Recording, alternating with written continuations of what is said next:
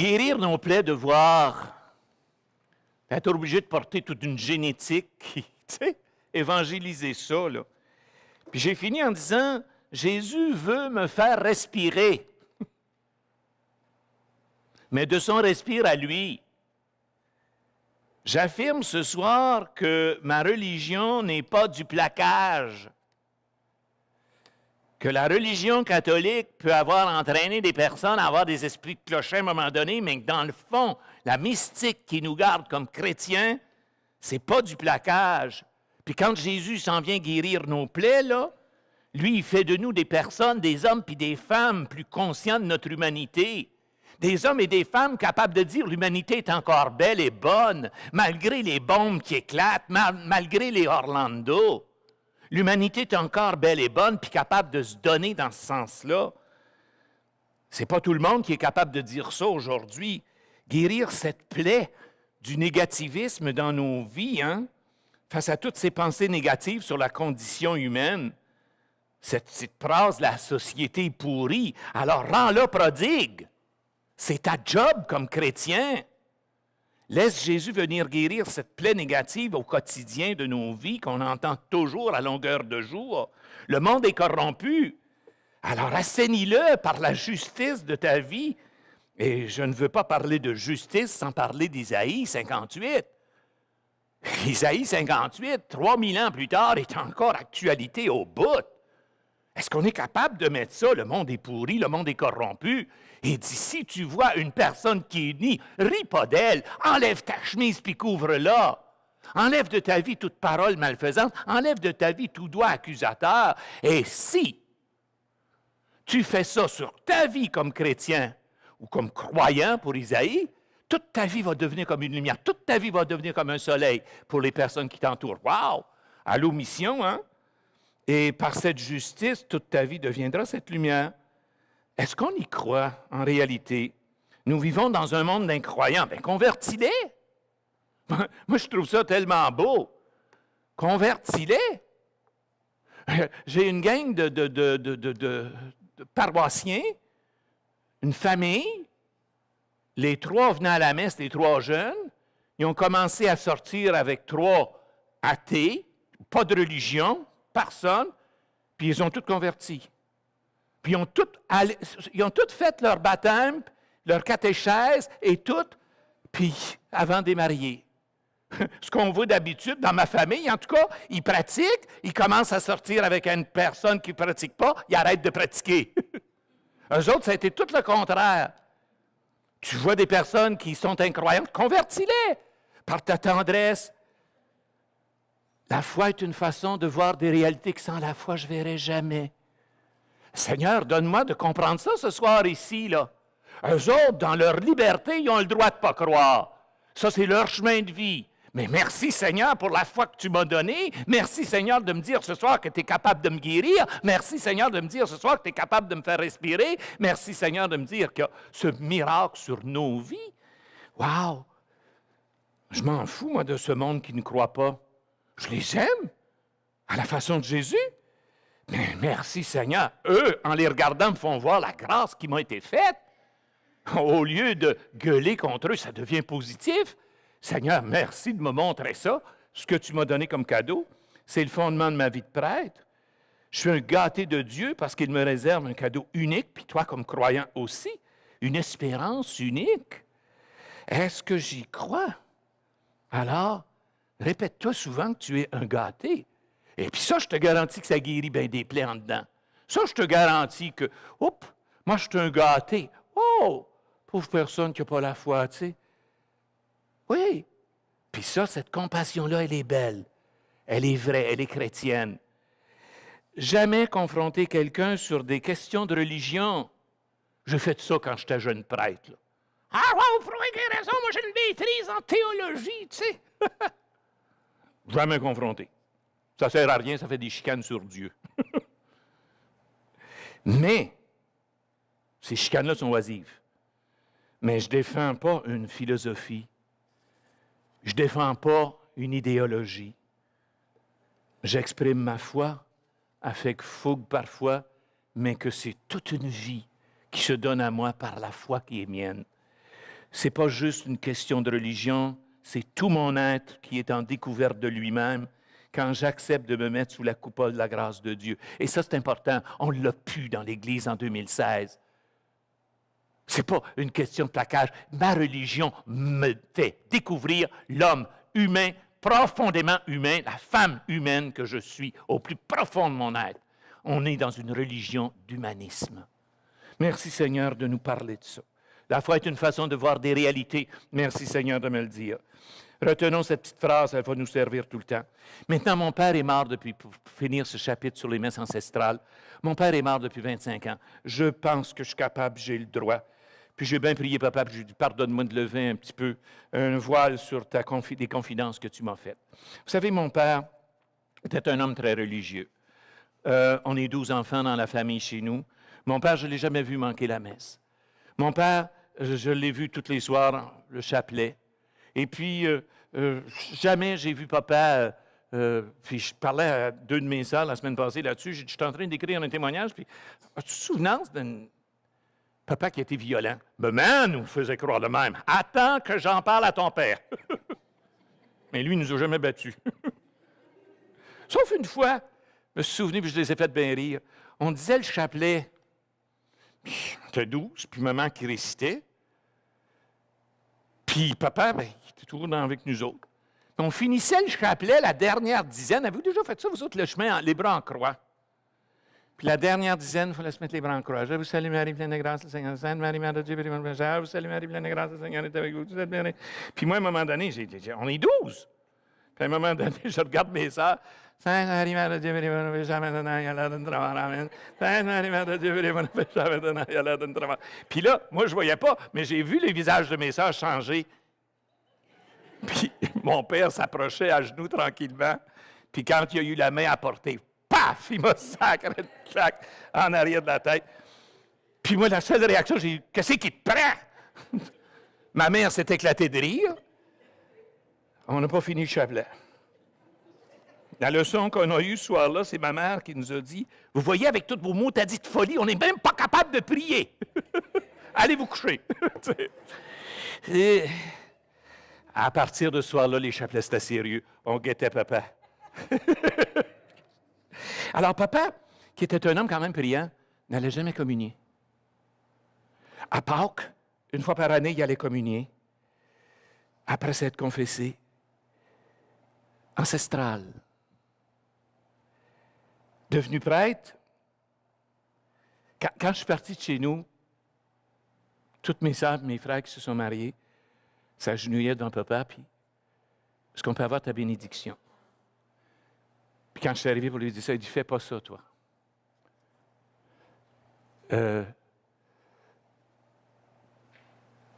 Puis là, lors de mon ordination, après que l'évêque, Monseigneur Proulx, dit, on a un nouveau prêtre, papa s'est mis à pleurer.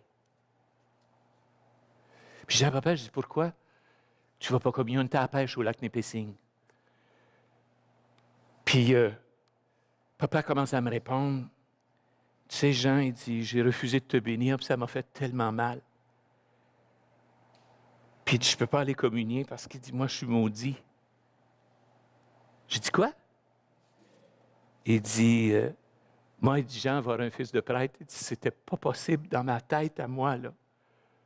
Alors, pour ça que j'ai tant pleuré à ton ordination, il dit, quand j'ai vu que tu étais prêtre, il dit, je ne pouvais plus le refuser, mais le Seigneur ne pouvait pas me permettre ça, il dit, d'avoir un fils prêtre.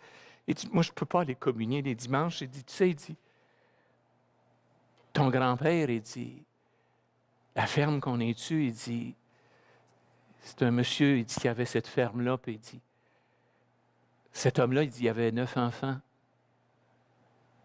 Puis il dit, il devait des sous à ton grand-père, puis ton grand-père l'a mis dans la rue. Puis il dit, c'est en allé au village, quêter, puis pour ses enfants, puis il dit, nous autres, il dit, on a déménagé sur cette ferme-là. Puis il dit, dans le village, ça s'est répété. Ah, c'est pas bon ce que M. Sancartier a fait, là. Puis il y a 7 de ces filles-là qui sont devenues religieuses. Puis 5 qui sont encore vivantes. Puis là, dans le village, il disait, vois-tu, le monsieur, là, il est béni, lui. Les 100 quartiers sont maudits. Puis papa a porté ça toute sa vie. Papa ne pouvait pas aller communier. Puis il dit, tu sais, ton grand-père a fait ça, puis ton arrière-grand-père a fait des choses. Puis j'étais dans la chaloupe, puis on ne bougeait plus. Puis j'écoutais mon père. Je me dis, on peut-tu porter des affaires de même? Puis lui, c'est toi ça. Mais moi, toi, nous autres, on te porte des affaires des fois qui ne sont pas nous autres pantoute. Il dit, avec mon mariage, puis il dit, avec la naissance des enfants un après l'autre, il dit, j'ai acheté ce ferme-là. Il dit, c'était la seule place qu'on pouvait rester. Mais il dit, je le sais, il dit que cette ferme-là est maudite. Puis moi, j'étais là dans le bateau, puis j'ai dit, Seigneur, si je suis devenu prêtre juste pour guérir cette plaie-là dans le cœur de papa, là, j'ai dit, s'il te plaît, donne-moi les mots. Puis j'ai pu dire un mot pantoute, puis le soir, au chalet, j'ai dit, papa, on peut-tu reparler de ça? Puis je lui ai expliqué le bon berger. Puis je lui ai expliqué ce que c'était que le bon samaritain. Puis j'ai lu un psaume avec lui que je vais lire avec vous tout à l'heure. Puis j'ai dit, papa, tu sais une chose, là, on ne reçoit jamais Jésus parce qu'on est assez digne. On ne va jamais communier parce qu'on est assez digne. Parce que moi, comme prêtre, je ne communierai jamais. On va communier parce qu'on a besoin de Jésus pour vivre. On a Jésus pour nous guérir, puis on va y dire, guéris-moi, Seigneur. À toutes les fois que je communie, mon Amen, c'est je te reçois avec cette foi que tu es capable de transformer ma vie. Puis mon père, ce grand guérisseur était là avec nous, là. Et puis, je me souviens du psaume que j'ai prié avec papa cette nuit-là, puis tranquillement, j'ai vu les yeux de papa se lever, puis j'ai vu papa pleurer. Puis il était à mon âge. Toutes les fois où je doute, puis que le doute m'envahit, là, est-ce que je suis capable de faire cet acte de foi? Est-ce que je serais capable de reprendre? Aie pitié de moi, mon Dieu, selon ta fidélité. Selon ta grande miséricorde, Seigneur, efface tous mes torts. Lave-moi avec cette grande eau pure, Seigneur. Purifie-moi de mon péché. Voici une certitude, Seigneur, dans ma vie. Toi, tu es vérité dans mes ténèbres. Dans ma nuit, tu me fais connaître la sagesse. Ôte mon péché, Seigneur, je serai pur. Lave-moi, je serai plus blanc que neige. Ne jette pas loin de toi, Seigneur, mon visage. Ne me reprends pas ton Esprit Saint. Et j'enseignerai tes chemins à tout le monde qui m'entoure. Alors tu aimeras les communions que je t'offrirai. Puis j'ai vu papa se mettre à sourire, j'ai vu papa se mettre à avoir des yeux pétillants. J'ai vu papa qui se guérissait tranquillement. J'ai vu les aïeux quitter sa vie. J'ai vu papa qui était plus maudit. Puis c'est ça qui a fait le Seigneur ce soir-là. Lui, dans son cœur à lui, c'était une grande guérison. Messe ancestrale pour guérir toutes les plaies que je porte et qui ne sont pas miennes. La deuxième messe ancestrale que j'ai vécue, je vous garantis que j'étais le premier sur le papier à écrire des affaires que je donne au Seigneur. Puis c'est quoi que tu donnes au Seigneur ce soir? C'est quoi qui n'est pas à toi, Seigneur, ce soir? Puis que tu veux lui donner, puis dire, là-dessus, Seigneur, ça ne me regarde plus. C'est toi qui vas me guérir là-dessus. Tu sais, je suis chrétien, puis en convertissant en moi ces traits, que je reçois d'un certain héritage, que je devienne de plus en plus chrétien. Un autre texte important dans cette causerie ce soir porte sur une plaie sournoise et par laquelle je mets obstacle à la grâce de Dieu encore une fois. Et c'est la quatrième plaie que je vais traiter ce soir. Sans vouloir commettre un péché, j'influence mon âme à ne plus voir l'amour de Dieu pour moi. Je ne veux pas faire de péché, mais je ne suis pas assez bon. Puis je lance sur Dieu des paroles humaines, anthropomorphisme. Ah, le Seigneur ne pourra jamais me pardonner de tout ça. Ça, je le reçois beaucoup. Au confessionnal, là, je reçois beaucoup de ça. On ne croit pas en la bonté du Seigneur. On lui pitche des sentiments trop humains. Je ne mérite pas le pardon de Dieu. Qu'est-ce que j'ai fait au bon Dieu pour que tel et tel malheur soit sur ma vie? Toutes des phrases qu'on entend. Puis on ne s'y arrête pas. Mais c'est toutes des petites phrases athées, complètement athées. Je ne crois plus au Père prodigue, je ne crois plus en cette phrase extraordinaire qu'a reçue Marie, rien n'est impossible à Dieu. C'est ce Dieu-là qui m'habite, c'est ce Dieu-là qui m'habite ce soir, rien n'est impossible à Dieu. Puis pour le comprendre, j'aimerais, dans cette 4e plaie, reprendre un texte qu'on a eu il y a quelques dimanches. Maintenant, j'aimerais en parler de façon, importante, c'est Jean 21.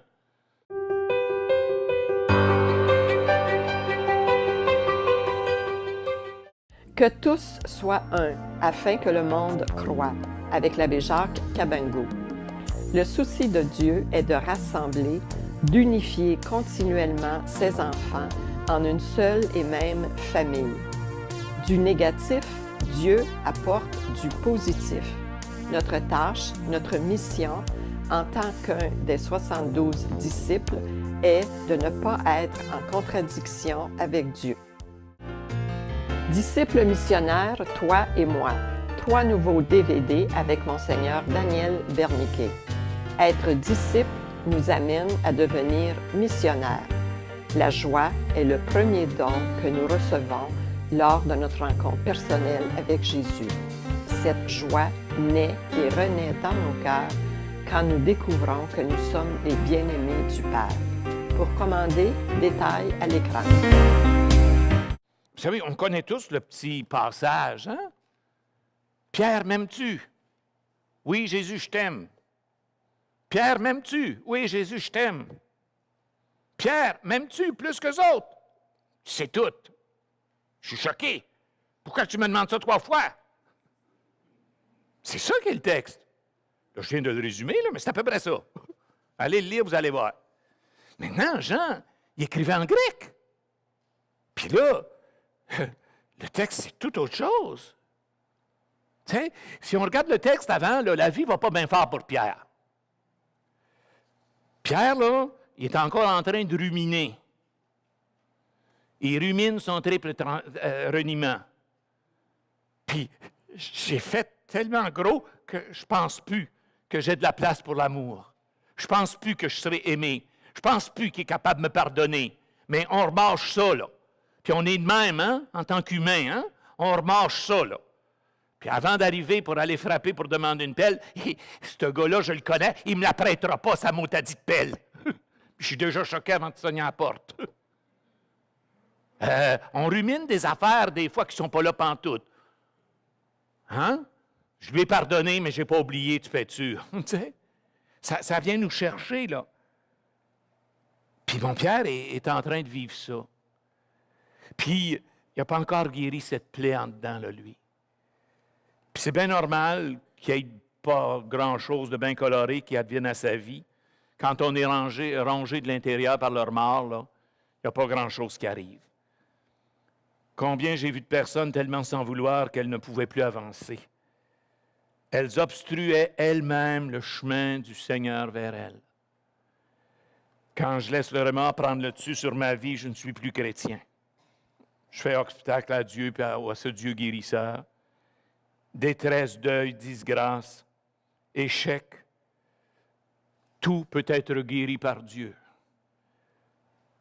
Je connais des personnes qui sont passées à travers des échecs financiers puis qui en veulent au monde entier. Mon Dieu, guéris-nous de tout ça, Seigneur. Saint Paul, il chante « En rien ne nous séparera de l'amour du Seigneur ». Est-ce que c'est ça, mon Dieu, que j'adore ce soir? Quel beau chant, hein? Rien jamais ne me... Tu sais, je suis tellement surpris par ces sessions à la suite de deuil qui ne font aucune référence au spirituel. Il y a plein de sessions qui se donnent, puis c'est toutes des thérapies, puis des histoires, mais on ne fait pas référence au spirituel. J'ai commencé depuis quelques années à célébrer une messe pour ceux qui ont vécu un suicide dans l'année. Vous devriez voir la thérapie qui se fait là. C'est des soirs où est-ce que c'est que ça devient guérissant, là, tu sais. Puis c'est le Seigneur qui est là, bien présent. Alors, cette page d'Évangile, Pierre, il est avec les autres enfermés au cénacle, et puis tout d'un coup arrive cette affaire-là, là, tu sais.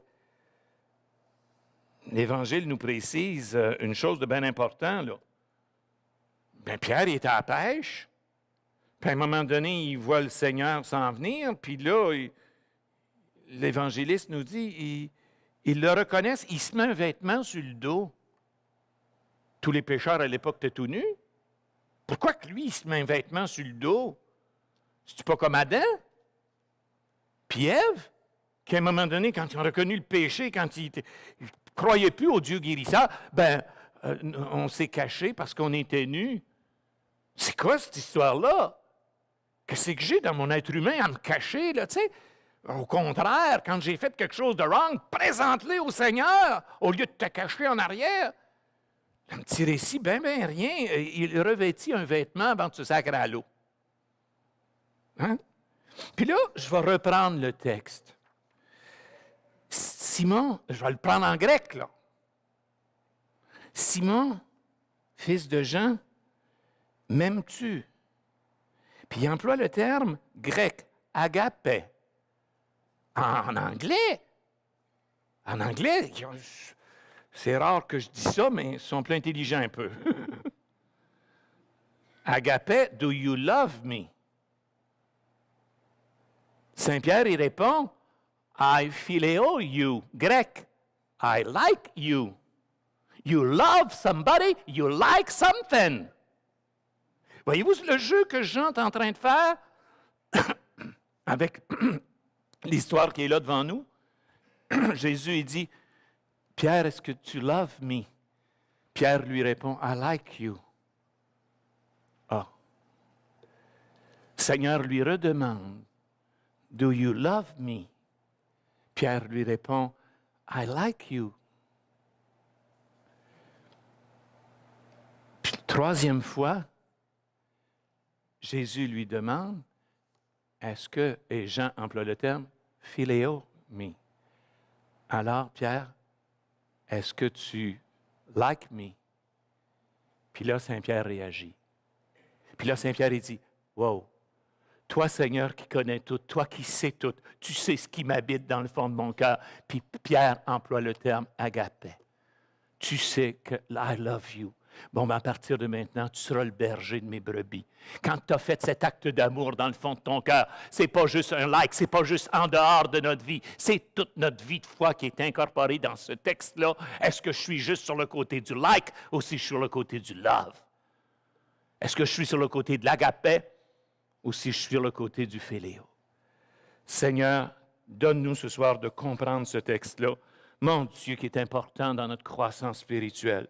Mon Dieu qui est important pour nous. Pierre, est-ce que tu m'aimes?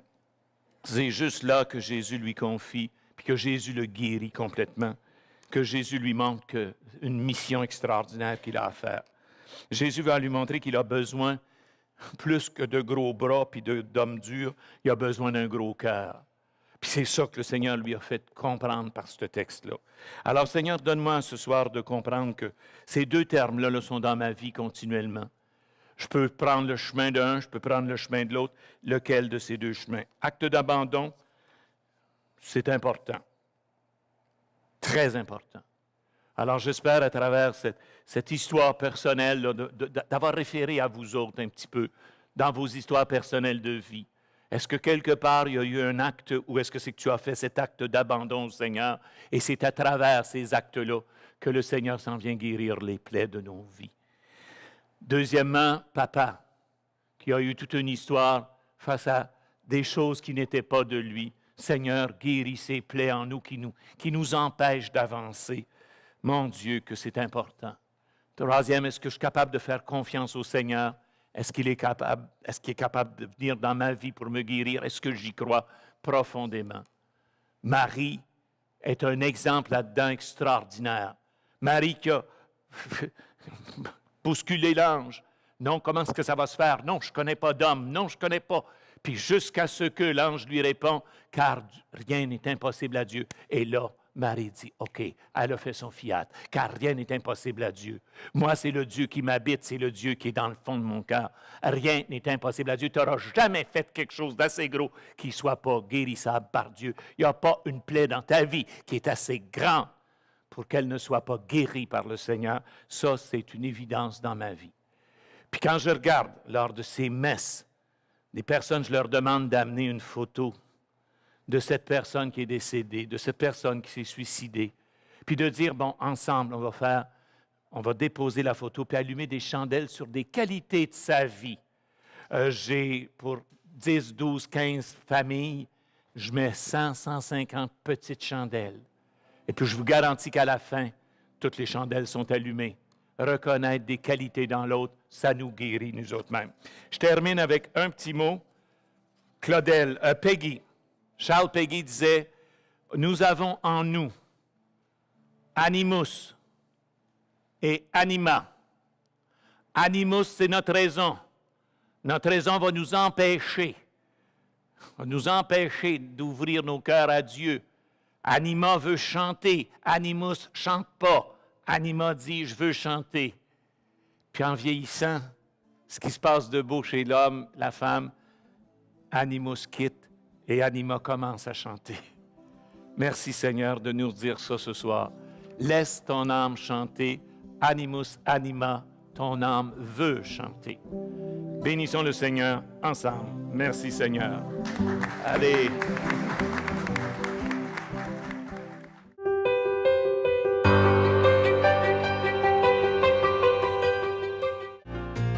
Disciples missionnaires, toi et moi. 3 nouveaux DVD avec Monseigneur Daniel Berniquet. Être disciple nous amène à devenir missionnaires. La joie est le premier don que nous recevons lors de notre rencontre personnelle avec Jésus. Cette joie naît et renaît dans nos cœurs quand nous découvrons que nous sommes les bien-aimés du Père. Pour commander, détails à l'écran. Que tous soient un, afin que le monde croie, avec l'abbé Jacques Cabango. Le souci de Dieu est de rassembler, d'unifier continuellement ses enfants en une seule et même famille. Du négatif, Dieu apporte du positif. Notre tâche, notre mission, en tant qu'un des 72 disciples, est de ne pas être en contradiction avec Dieu.